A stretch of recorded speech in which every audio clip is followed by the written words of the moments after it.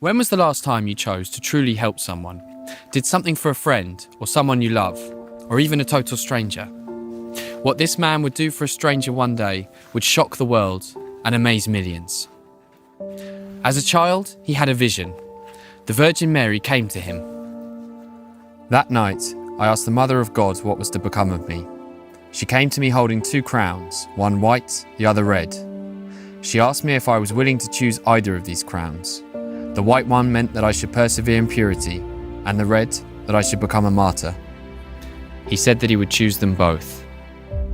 He dedicated his life to God and the Virgin Mary, travelling the world before setting up a monastery and a printing press, sending millions of newspapers weekly. In 1939, his home country of Poland was invaded by the Germans. He could have lived a quiet life, given up his publishing and keeping under the radar. He chose not to. When the Gestapo came for him, he could have escaped. He chose not to. Imprisoned, he was beaten and tortured for his faith. He could have renounced it. He chose not to. Sent to Auschwitz, he became prisoner number 16670. He didn't stop helping others, handing out his pitiful rations and drinks, praying for the dying and comforting those in need.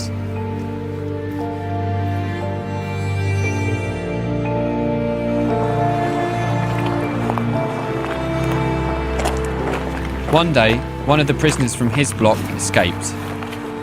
He and the other prisoners were lined up. An SS officer arrived and announced that 10 of them would be starved to death as a punishment. One by one, the 10 were selected from amongst their ranks. The priest was not one of them. One of the men chosen, Franciszek Gajowniczak, cried out for his wife and his children. Then the priest made his decision.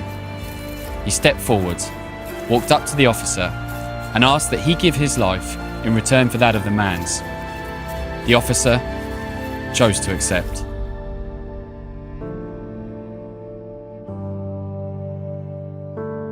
The 10 prisoners were led to their cell, stripped naked, with no food or water, to die a lonely, horrible death. He led the agonized prisoners in prayer and meditation. 2 weeks later, he was one of the last remaining. He was finally executed by injection, kneeling in prayer and offering his arm to his murderers.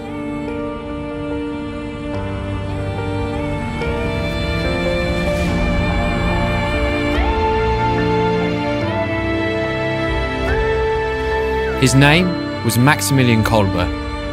To honour the strength of his faith and his courage, please share this film. In 1981, Pope John Paul II made Kolbe the Saint of Auschwitz. With the Pope stood Gajowniczak, the man who Kolbe had saved, who somehow survived concentration camps for 5 years and 5 months, only to return to his home to discover that the children he had cried out for were dead. I'm not sure if I believe in good or evil, and I don't have the same deep faith that Maximilian Kolbe had. But what I think I see in him is the same battle to be the best version of ourselves that we all have today. The truth is, I haven't always made the right decisions in my life. But when I think about what Maximilian Kolbe's death could mean for me, it's an example of how we can live. Because there's never a moment in our lives where we can't stop and help somebody else, somebody we know, somebody we love, or somebody we've even never met before. That's the example I take from the life and death of this extraordinary man.